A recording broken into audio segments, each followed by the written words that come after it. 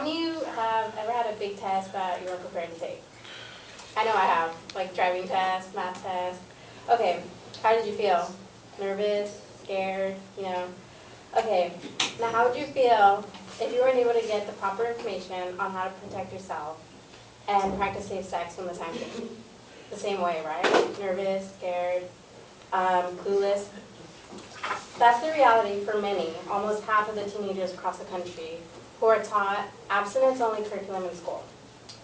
Okay, for clarification, abstinence-only education is, it excludes information about contraception, and it teaches that abstinence is the only way to avoid STDs, unplanned pregnancies, and psychological harm.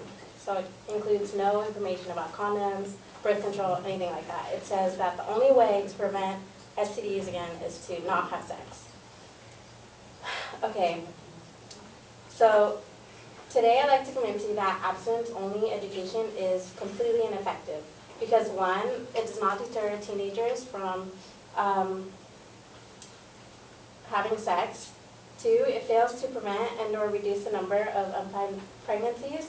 And three, because there are better teaching alternatives than the abstinence-only method that have been proven effective. Okay, so to begin with, abstinence-only education fails to prevent teen pregnancy and statistically has been shown to produce higher rates of teenage pregnancies. Okay, DoSomething.org, which is a website about sexual health, it states that over half of the districts in the South with a sex education policy, some states have no sex education policies, have an abstinence-only policy, so over half of the districts in the South. And that's compared with 20% of districts in the Northeast. Now that leads into my next statistic. According to the Kaiser State Health Facts, the state with the highest rate of teen pregnancies is Mississippi with over 55%. The state law stipulates that when sexual education is taught, sometimes it isn't, that abstinence be the main method of contraception.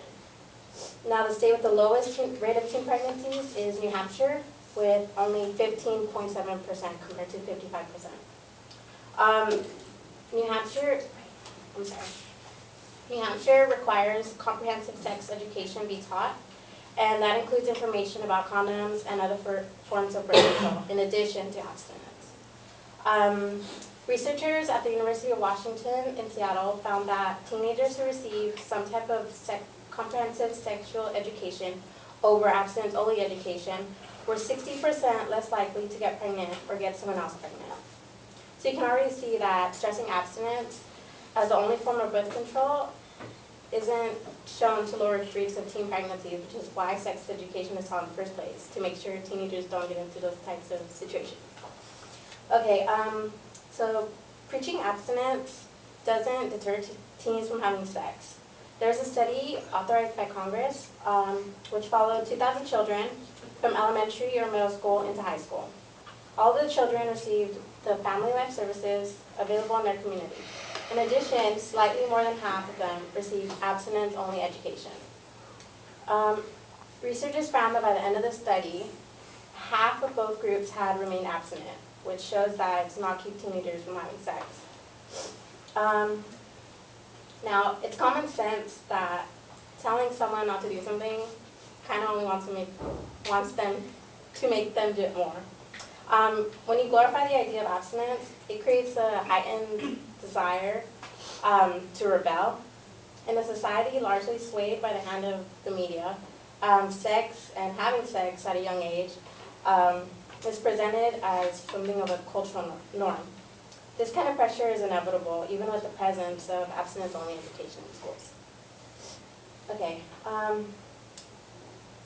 The only thing we can do is provide students with tools to protect themselves, physically and emotionally, and that brings us to my last point.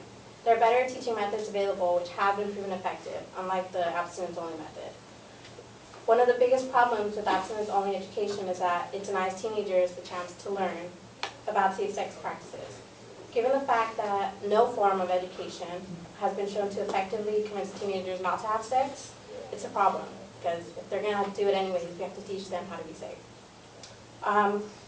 comprehensive sex education, just like abstinence-only programs, good comprehensive sex education teaches students that abstinence is the only surefire way to prevent pregnancy and STDs. The difference is that these programs also give students realistic and factual information about the safety of various sexual practices and how to improve their odds by teaching them about contraceptives and STD testing. And again, these comprehensive sexual education programs have been proven effective at lowering rates of teen pregnancies and STD infections. So the comprehensive sex education has been proven to work time and time again. Why is it that we continue to allow schools to teach only abstinence? One cannot change what they refuse to confront. If the U.S. wants to see a reduction in teen pregnancies and STDs, it must come to the realization that abstinence-only education is useless and illogical, due to the fact that it does not deter teens from having sex, it does not prevent unplanned pregnancies, and there are better alternatives, which have been proven to work.